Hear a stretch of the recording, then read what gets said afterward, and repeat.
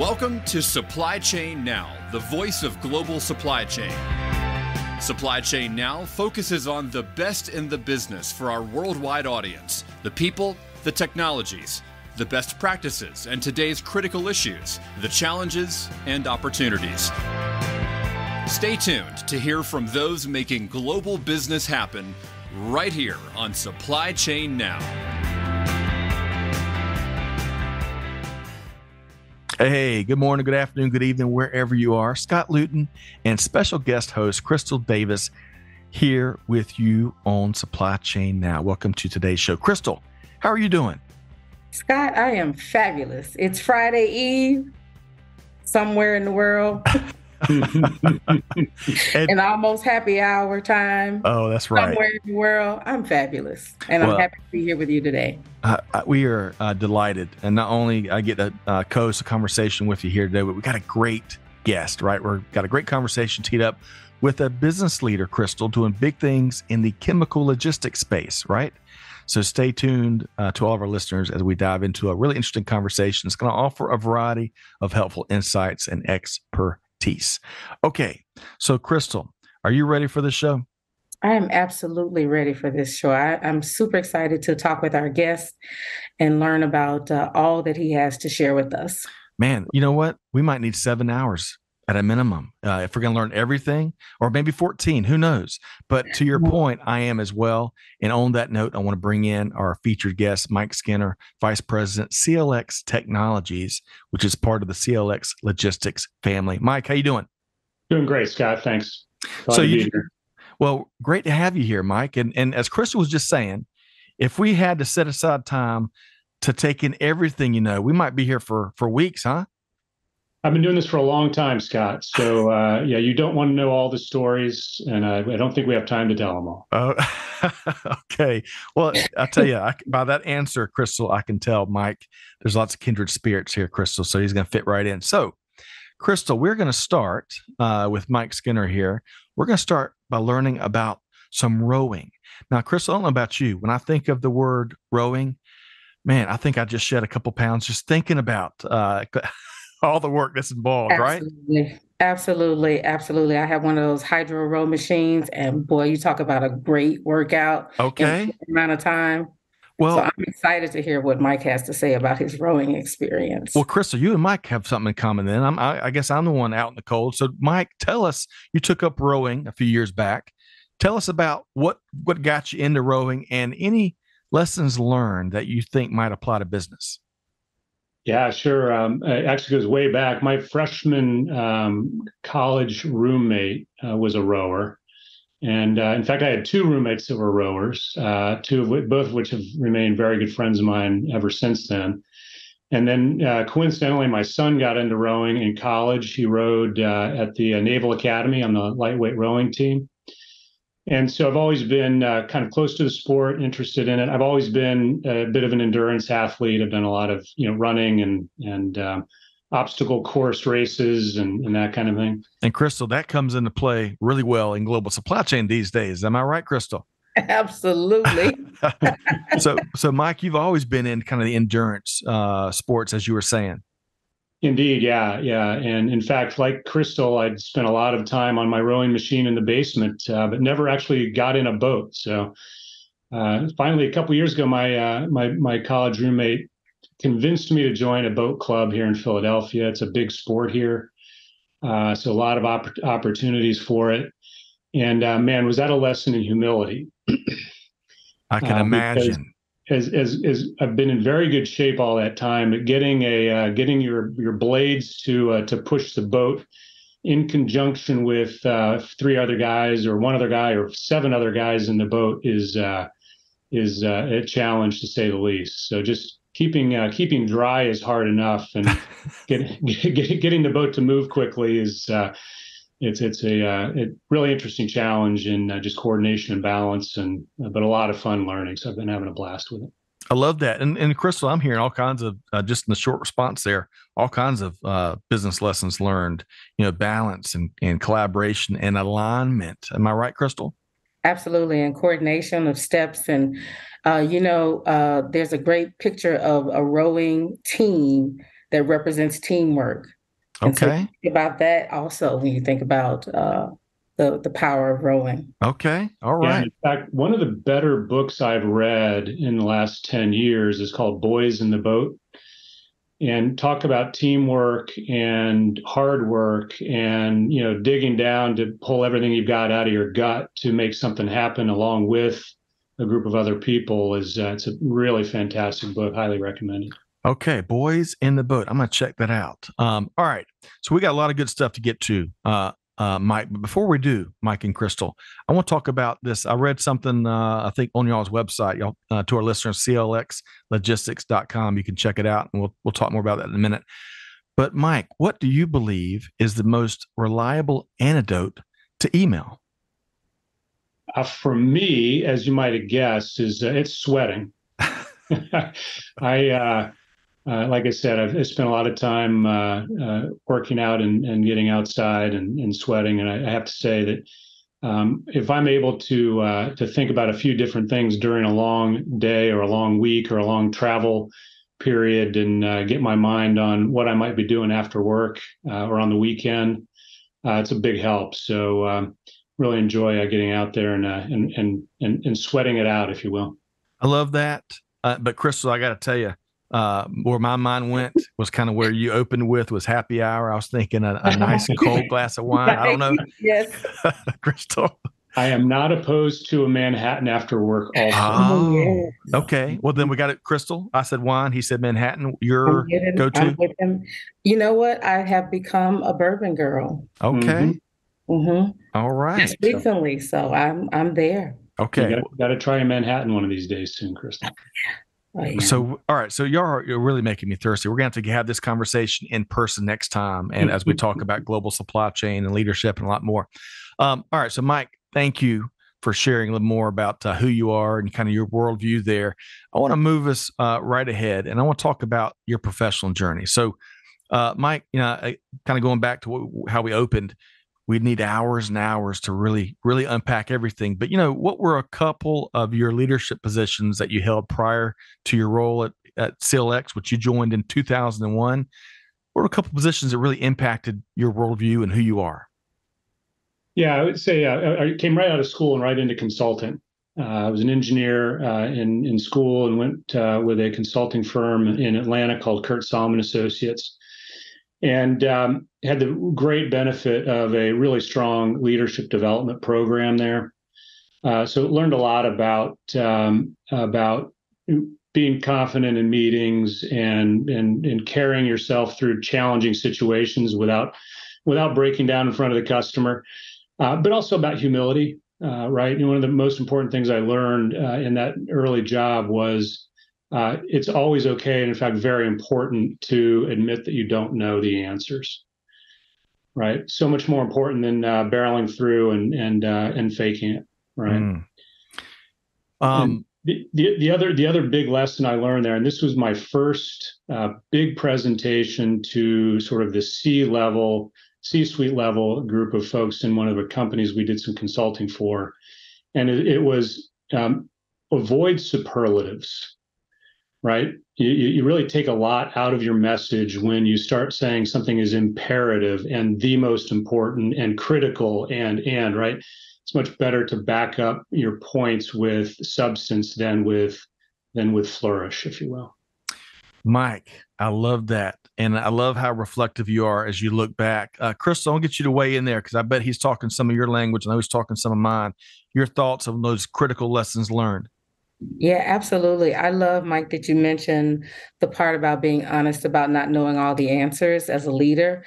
I find particularly now that that's a challenge for a lot of leaders, but what I tell them is it invites the talent that they have on their team to become part of the solution rather than dumping all the problems on the leader. So I'm so happy to hear you mention that.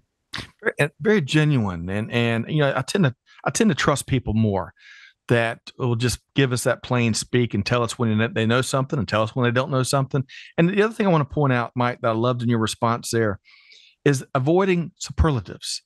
Now, I've got three kids, And we've had that chat about avoiding superlatives, because everything is like, this is the worst day ever. This is the biggest problem ever. This is, insert the word. And in particular, in organizations, in any decade, in any year, in any week, there's always been disruption. And we can't give in, Mike, get your thoughts here. We can't give in to admiring the problem, right? And complimenting the problem, and being in awe of the problem, because we don't get around to doing anything about it. And it's too overwhelming to take those first few steps. So, Mike, before we move on, your thought, any response there? Yeah, absolutely. I find, having the great benefit of having a team that I've been working with in my group for a long period of time, and having really strong collaboration and trust between all of us. We're able to, when we're faced with very challenging problems, whether it be domestically or globally, or trying to implement something in Asia or what have you, we run across a lot of really challenging situations, and we're able to collaborate and sit back and listen to each other and get valuable input from all members of the team, both on my team as well as the customer's team, and not really expect and anticipate that anybody's going to step up with all of the answers. And it really makes for, I guess, a couple of things. One, just a really fun environment to be working in, and two, one that gets the job done. Typically we do find our way through and around problems by working together and collaborating. Yeah, good stuff there, Mike. So much good stuff. And, you've been, as I mentioned, you've been with CLX since 2001. We're going to dive into that wholeheartedly in just a second. But before we do, Crystal, one of the things that Mike just shared there before I move on is, getting everybody in the room together, right? Some folks, some personalities, they're going to tell you everything. But how important is it, Crystal, to some of those folks that may be more introverted, they may be quieter? How important is it to kind of call time out as a leader and make sure they are sharing their brilliance as well? Yeah, it's absolutely important to make sure that you pause to invite them into the conversation, to make sure that they're able to share their perspective. And quite often, those who are more comfortable, maybe even slightly dominating the conversation. Right. There are those out there that do that. Right. They can kind of push their perspective or perception of the problem off on others. And those introverts might bring new insights, but sometimes you have to invite them to the conversation. So excellent point. Crystal, absolutely. Okay. All right. So, but Mike, I want to get back to the CLX story. So I want to level set with our listeners for starters. So if you would, Mike, tell us more about CLX Logistics and, of course, CLX Technologies. Yeah, sure. So CLX Logistics is kind of writ large a broad suite of services, broad logistics services provider, right? So we run the gamut from our original mission, which was to be a 3PL, 4PL, to the chemical industry.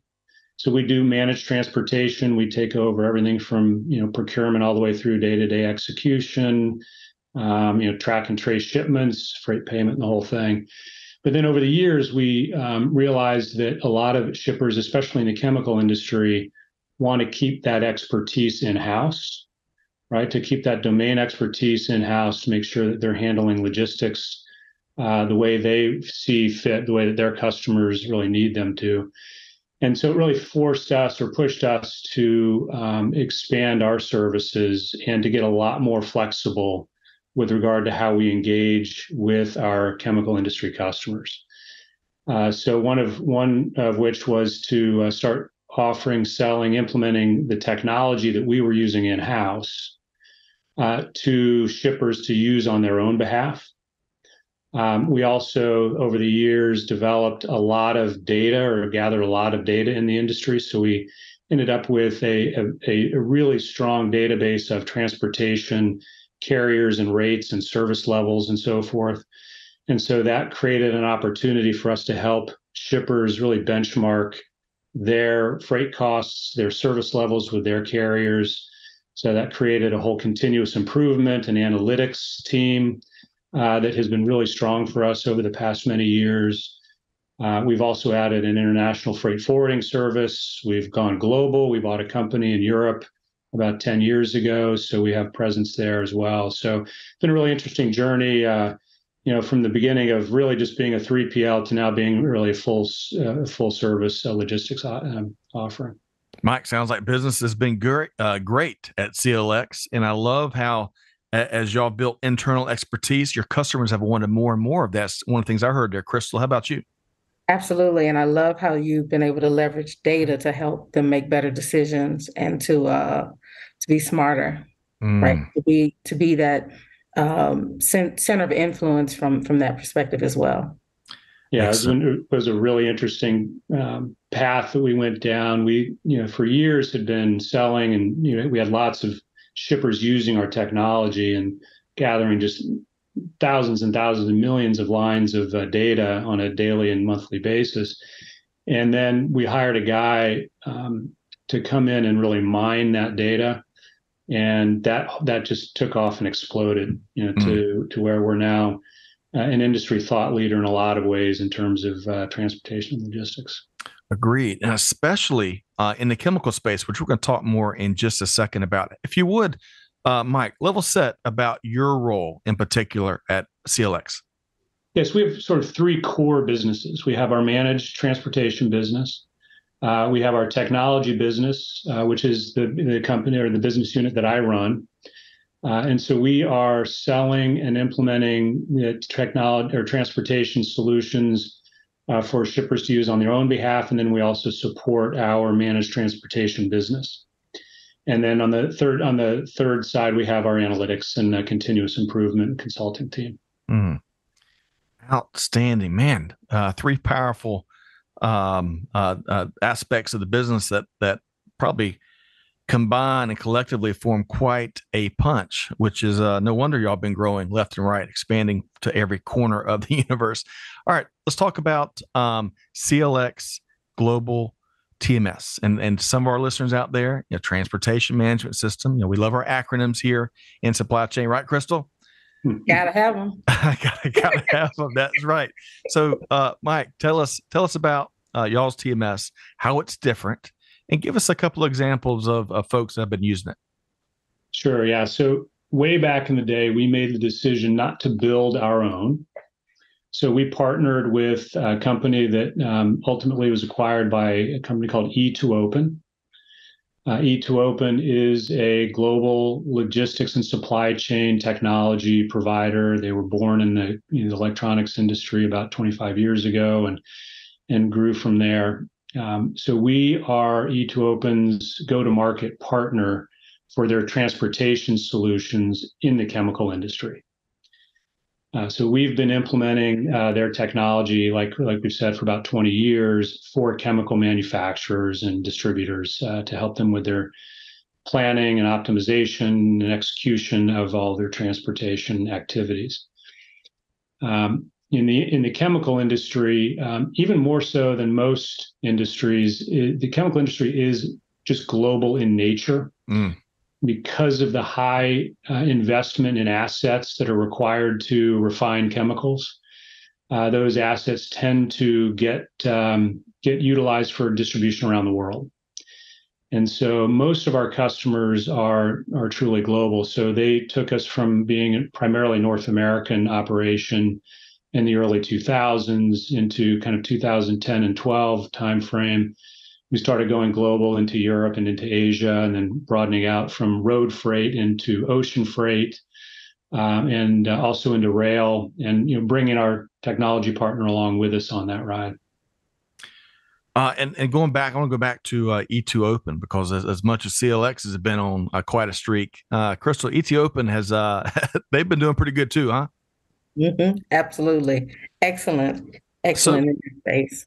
So tell us anything else you want to add, Mike, in terms of differentiation, right? And then any examples that you want to share about some of the folks you are working with as it relates to your TMS. Yeah, sure. Right. So I guess in terms of differentiation, I think really just two primary things.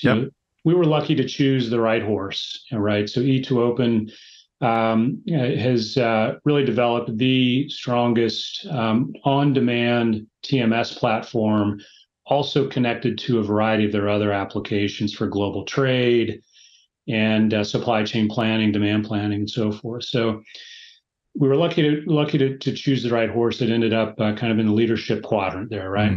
And then also, having done this for 20 years in the chemical space, we've done a lot to make sure that the solution works for chemical manufacturers who are shipping bulk transportation, bulk containers, rail cars full of stuff, as well as hazardous chemicals, and also, buckets and pails and pallets of things, right? So it's a very wide variety and complex array of transportation needs that a chemical manufacturer has. And so this combination really has helped us differentiate when we go in to talk to shippers about what we can do for them. All right.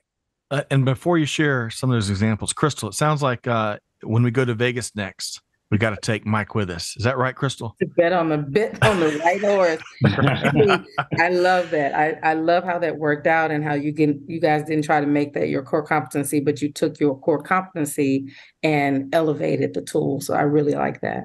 And Red 19 listeners, Red 19, if you're at the roulette table, that's going to hit. All right. So Mike, give us some examples of some of the folks that y'all been working with when it comes to your TMS. Yeah, sure. So also the chemical industry is extremely diverse in terms of, big, small, and everything in between, right? We've got customers that are making highly refined flavors and fragrances that are relatively small shippers moving, 10 or 15 or 20,000 shipments a year. Some of it just domestic. And then we've got some, major players in the sort of tier one category of global manufacturers. They're in the sort of $15 billion to $20 billion in revenues.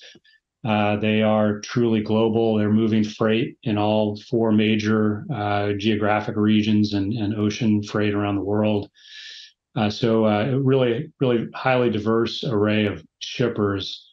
And it's one of the real advantages that we've had using an on-demand TMS through all of that, because we are able to scale down and scale up when it comes to sort of the level of complexity and also the budget of these different shippers, having a wide array of needs and available money to spend on these kinds of solutions.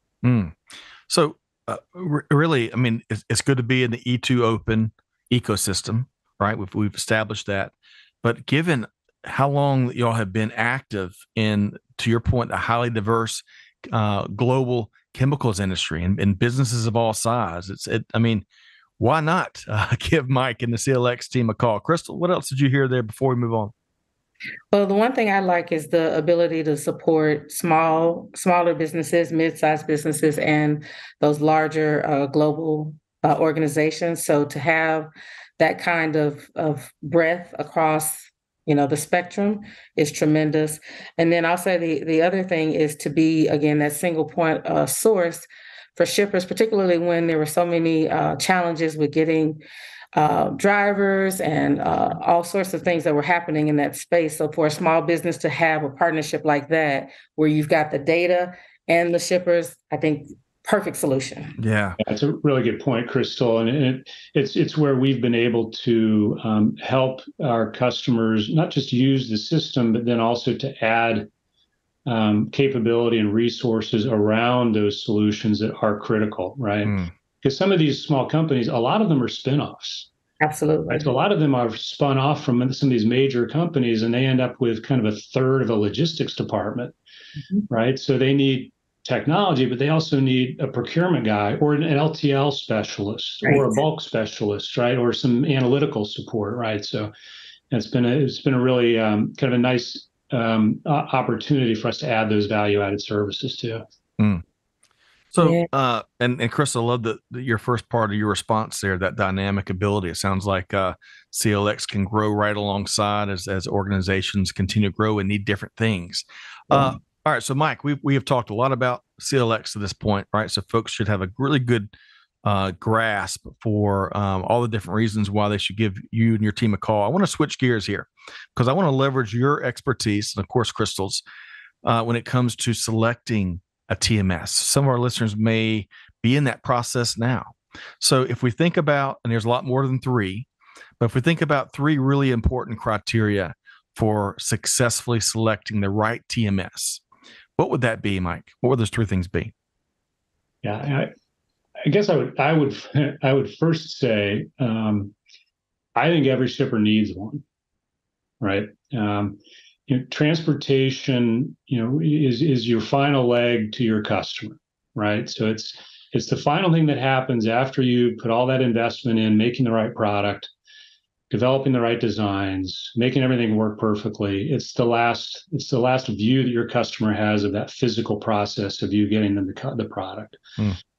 It's usually handled by somebody else, right? Sure, a lot of shippers have their own fleets, but more often than not, that product is being delivered by somebody not your employee, right? So, and then on top of that, you've just got so many different options for getting product from A to B, from one customer to the next. And there's a lot of variability and a lot of variables in that process. So having some kind of control over that process, I think, is critical. Yep. Having that degree of control. So Mike, the first one is have one. Right? Yeah. Because that's a great point. All the resources, all the blood, sweat, and tears that go into making a product, Crystal, that folks are proud of. We don't want to let that the shipping journey and that final mile have all that waste, right, Crystal? Oh my God. Mike, I'm so happy that you said that because I can't tell you the amount of times I tell clients, product just doesn't magically jump in a box, end up at your customer. There is a lot between that final stage and getting there that a lot of them don't pay attention to. Spot on. So Mike, the first one is, hey, there's value. And there's a compelling value for having one. What else would you want to share when it comes to selecting the right TMS? This is probably a little bit hyperbolic, but know thyself, right? Okay.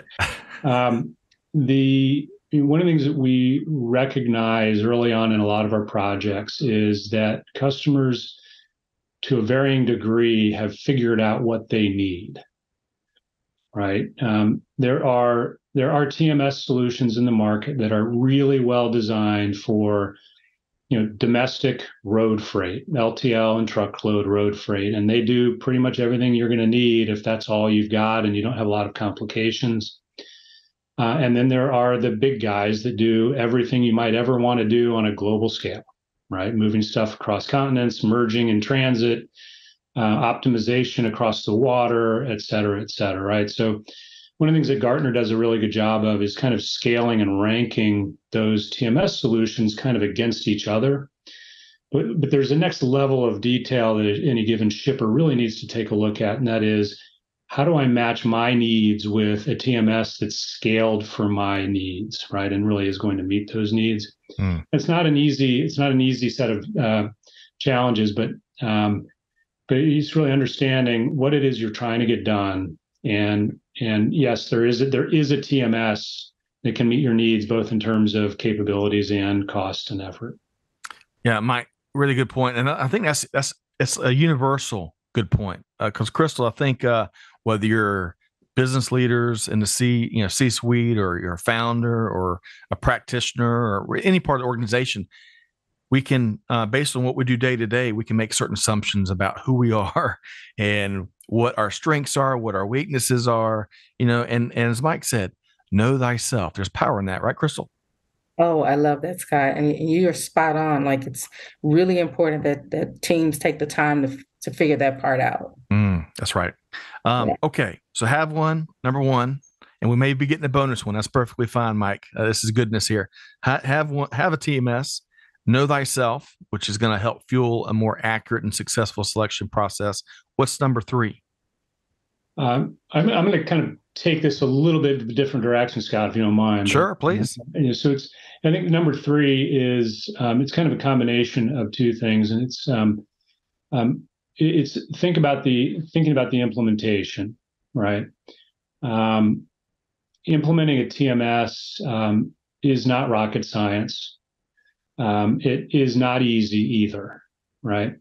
But when it comes to kind of knowing and understanding your requirements and therefore picking out a TMS that's going to meet your needs, thinking towards and forward at the implementation, how you're going to get that done, I think is one of the most important critical success factors.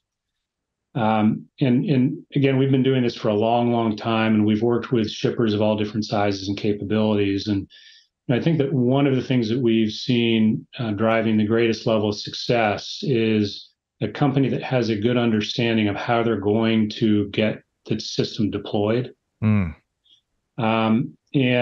that can run the gamut as well, right? There are TMS solutions that are essentially kind of self-help, roll your own. You get the set of instructions in the user manual and you go. And some companies are able to do that. And then there are others where you're buying a system from one of the bigs, and then you're bringing in a systems integrator like an Accenture, PwC, or somebody else with a big team of sophisticated consultants that are going to drive change management and all of the other aspects of the project. And so a shipper, a customer really needs to understand how they're going to get that effort done. And I think there's some really key and very important aspects of that. So we can talk about that a bit if you want to. Well, I think at a higher level, I love this point here because the aftercare comes to mind. I know that might be more of a healthcare term, but after you implement, right, after you work with someone who's going to be there for the aftercare and making sure that it drives optimization, it drives adoption. So we're really making the most of the return on investment. And I think to your point, Mike, evaluating implementation before you get there and what are the strengths and weaknesses and all points in between of the different options you're considering. Crystal, you're nodding your head. What else would you add to that? Yeah, I think the other things that I would add is you're spot on there, Mike, in terms of taking the time to really know your requirements. So many companies will get the technology solution, but they don't understand all the various modules that could help them. And so they don't turn them on, or they don't have the data set up properly to leverage those, or even the training there. And it's very interesting, when you tell people you actually have a tool that could help you tremendously, but you're not leveraging that in the technology. And then have to try to backtrack to how they set up the structure or the master data. It's overwhelming for many companies, so they don't want to do it. That's right. Absolutely. So, Mike, you offered up, Crystal, excellent point. And we don't want to set ourselves up to have to backtrack, backslide, or anything else. So, Mike, you offered a little tease there. And so before we move forward, you offered a little bit more perspective on this whole selection process. What else would you add before we move on to what's next? Didn't have anything else on the selection process. Oh, okay. Yeah. All right. I might have misled you with a tease there, Scott. Sorry. Hey, I misinterpret things all the time. I do it for a living. Hey, but let's talk about the chemical industry, right? And when it comes to let's look at that wrinkle when it comes to selecting technology solutions. What is so unique about the chemical industry beyond what you've already shared? Yeah, I think a couple of things. One is the diversity of transportation requirements, right? So in consumer goods and retail, and in the large majority of transportation scenarios, you're moving boxes on pallets, right? Chemical manufacturers, we've got customers that are so highly diversified that they are in some cases shipping a pail or a drum on a pallet. They're shipping truckloads of stuff to customers. They are moving parcel for samples. They are moving rail cars full of product, ocean containers and bulk marine containers, right? So it really literally is every conceivable mode of transportation, including air cargo, in fact, across the gamut. So knowing and understanding that level of complexity is really important as you go into things like business process design, right? Gathering requirements across an organization with that kind of complexity requires a lot of due diligence and a lot of just a lot of hard work to make sure you're understanding all of those scenarios and parameters around what's going to make a shipper successful, ultimately in a business process design, and then in developing the solution and doing a full gamut of testing in order to be successful at go live. And Crystal, I'll add to what Mike just shared there. You really want to work with customized providers that know the industry that you're in is certainly one of the things flashing lights at me right now. Crystal, your thoughts? Yeah, my thoughts there are to have someone that understands the industry, particularly one that's very particular, high formulations in some cases, a lot of temperature requirements in some cases, not able to double stack and do those types of things. And so having someone that understands those nuances is very important, because that's mostly a lot of really expensive product as well. Excellent point. Excellent point. Okay. So, Mike, I want to keep driving here. I want to ask you about new developments. And so you've been there and done that. And we're going to have you back for another episode to talk more, because you've been at CLX alone for 21 years, right? And we're breaking our 2-decade rule. Mike, I don't know if you know this. I know Crystal does. We never say more than 2 decades, right? But we're breaking that here a little bit. But you've been doing this for a long time at CLX alone. And of course, that doesn't account for all other things you've done in the industry. But when it comes to new stuff, new developments with transportation solutions that you're finding shippers are really excited about and interested in, what comes to mind, Mike? Well, of course, the number one new development is visibility. And that's got a lot of traction and has evolved pretty effectively. But there are still a lot of gaps and unknowns when it comes to visibility, right? So you've got companies like Project 44 and Four Kites and Shipio and others. E2Open, we're working with their partner Shipio for visibility. The capabilities there are fantastic, right? When all of that comes together and all of the bits and pieces and stray yarns are woven together for visibility, yeah, we can get absolute down to the minute track and trace of all the stuff we're shipping, right? But it's not easy, and so I think in terms of what's new and kind of lessons learned, visibility and tracking is better than it's ever been, but be ready for the journey. It takes work and effort. You still do have to get your TMS talking to the tracking providers, and your tracking providers talking to the carriers, and the carriers communicating back, right? So all of those aspects need to come together. When it happens, it's a beautiful thing, but it does take some time and effort and sweat equity. Unless, Mike and Crystal, for the few folks out there that have magic wands, Crystal, I think they're in short supply, have been forever. Crystal, speak to that. Yeah, I love that.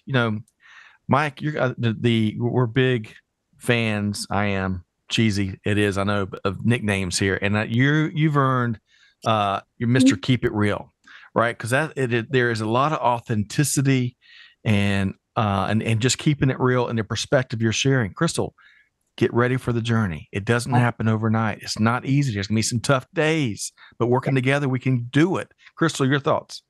Yeah, I love this. I get excited about this kind of stuff and all of the possibilities when you have more information, what you can do on the other side to continuously improve, to optimize routes, to speed up deliveries, et cetera. But I'm curious also about with all of the pressures of the last few years, how resilient people are to actually get ready for this journey. That's one of the things that I'm very curious about. Any thoughts there, Mike? Yeah. I was at a conference in Barcelona a couple weeks ago, a logistics conference with E2Open, and that was one of the greatest highlights and threads throughout the conference was, what are we doing to make our supply chains more resilient? It sparked a lot of conversation internally, and we've been having these conversations before, but it really is starting to come more front and center. And that is, as we are designing, future state business processes and integrating between ERP and TMS and the carriers, and building out, ocean routes with multiple legs and integrations with freight forwarders and, all of those kind of connection points, what are we doing and what can we do to help our customers and shippers be more resilient and be able to react to things like rolled bookings and I can't get space on a container, and or all of a sudden there's all kinds of space available, and am I taking advantage of lower rates in the market, and am I being flexible in that sense? And so we certainly don't have all the answers on that, but that is absolutely starting to make its way into a lot more of our conversations with regard to solution design, testing, and getting live. Yep. Mike, Crystal, excellent remark and question. And Mike, I really appreciate you sharing that. But I'll tell you all, this is, if folks want some of the magic formula for finding more supply chain resilience, here's a piece of it, big piece of the puzzle. Put your people in position, empower them to be successful, give them the tools they need, the support they need, the decision-making ability they need to make better decisions faster and feel like part of the team. So that can mean a lot of different things, a lot of different leaders listening, but time and time again, I see the truths of that simple, universal element of business leadership raising its head day in and day out. So, the other thing, the other corollary perhaps of that, Mike and Crystal, is don't do it to your people, do it with your people. Right, Crystal? Amen. All right. Sky, it's really it's a really interesting point. It's one of the things that we've really seen over the years of doing these projects with customers, and that is the most successful implementations, the most boring go lives, happen when we have an internal champion who has been empowered to get this job done and really kind of owns and takes ownership and is excited by making this solution work for their company. We can do all we can to come in and push the buttons and drive the bus and all that, but we're never successful more so than when the customer has that empowered internal champion who really is taking ownership of the project. Mm-hmm. I love that. And Crystal, did you hear the exciting word that Mike used there? Folks, don't sleep on boring. It is good to be boring in global supply chain. Crystal, am I right? You are absolutely right. And again, I guarantee we've had enough excitement over the last few years in supply chain. We could use some boredom. I am with you. I'll tell you what. And on the flip side of that, it is an exciting time to be in global supply chain industry. I think hopefully, Mike and Crystal, we've learned a lot of tough lessons, but hopefully we're putting them into action and we're not forgetting them. And we're going to have really long memories so that when we think, folks, we're not going back to normal. Things and disruption is not over. Supply chain management is disruption, managing disruption. You got more curveballs, I promise you, coming around the next turn. So, Mike, before I shift gears, because I want to talk about something I saw that you wrote prior to today's interview. I want to ask you about that. But before I shift gears to that, as we start coming down the home stretch, anything else you want to touch on in terms of the cool things you are doing at CLX Logistics and CLX Technologies, or if you want to touch on what Crystal just shared there? We had plenty of excitement. We'd love for some more boredom in global supply chain. Any final words there before we switch gears, Mike? Yeah, I think just the last one, I think we didn't really touch on all that much is, TMS is a tool and an engine. Getting it to work most effectively for your company it really depends on your ability to understand, view, and analyze what's coming out of it. And, again, our most successful customers have somebody who really is paying attention to trend lines and KPIs and is really got their fingers and their eyeballs in the results.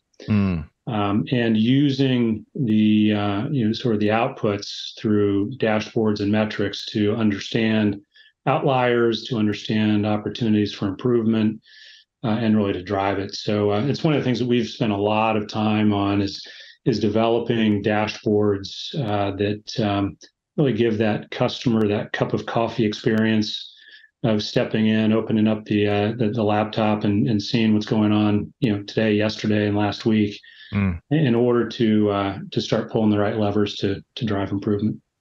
Well said. I'm so glad you mentioned that, because it really, Crystal, that reminds his Mike's final thought there reminds me of, I think it was a second best practice for making better TMS selection. So I'm going to add to his answer there: know thyself and thy TMS in a very holistic fashion. Crystal, would you agree? I agree wholeheartedly. And I love that you highlighted the ability to see the abnormal conditions that need the attention of the leaders.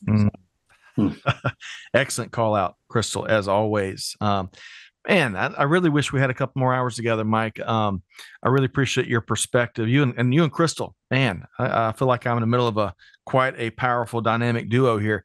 Mike, so this is what I captured. Our team does our homework for each of these interviews, and we came across something you shared, I think on social somewhere. I'm going to quote you here.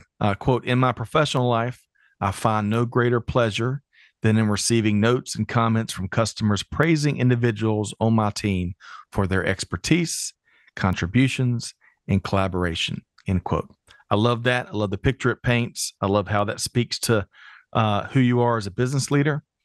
And as Crystal, as we were talking pre-show, recognition has also unfortunately been in short supply. We don't do it enough. But Mike, give us an example, a recent example of what you're speaking to there. It'd be hard for me to give you one. It happens routinely. I think I mentioned before that I've been really fortunate to have a team that's been together for a very long time. I did the math the other day, and we've got a relatively small team. I think we've had 10 kids born on the team over the last 15 years, plus or minus. And wow! So it's it really does feel like a family, and the reason they stick around is that we have an environment, and they create it as much as anybody. This team really just works extremely well together, and is focused on getting the job done and making sure the customer is getting what they need out of our solutions and services. So we do routinely get comments about our support desk, about our implementation team, about our carrier onboarding specialists.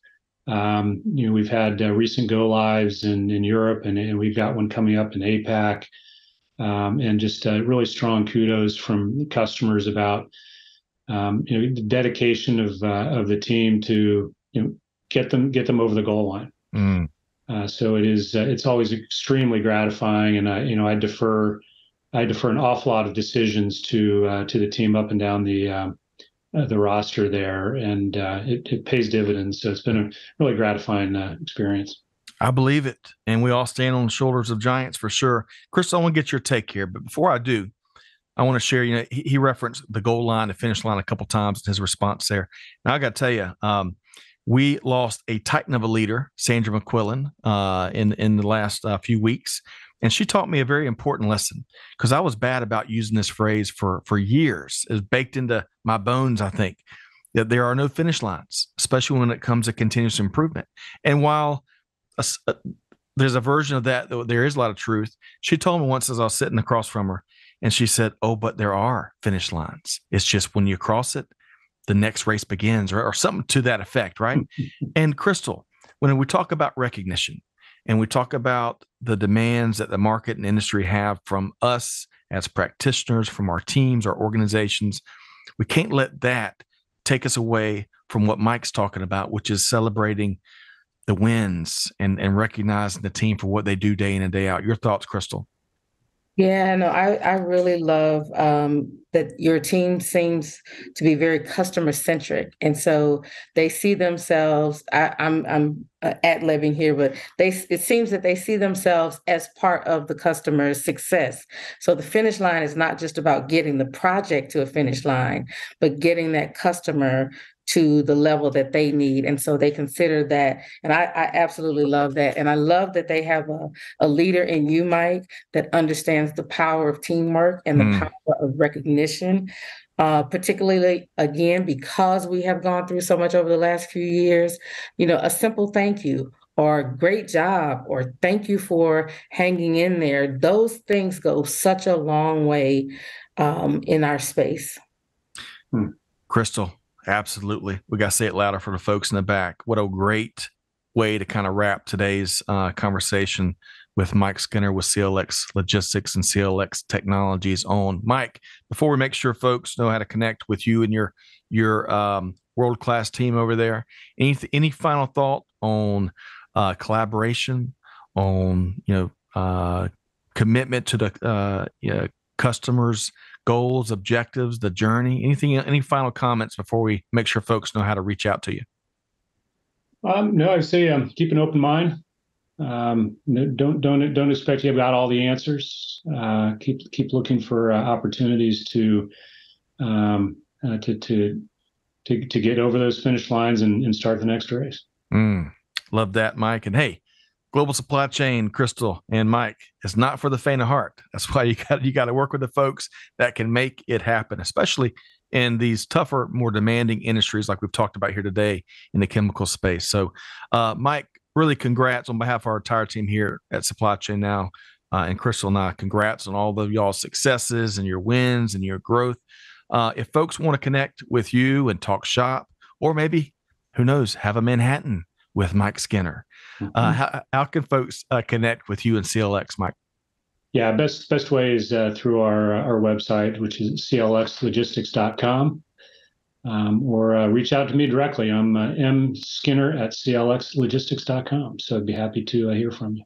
It is just that easy. Big thanks to Mike Skinner, Vice President, CLX Technologies, which is part of the CLX Logistics family. Thank you, Mike.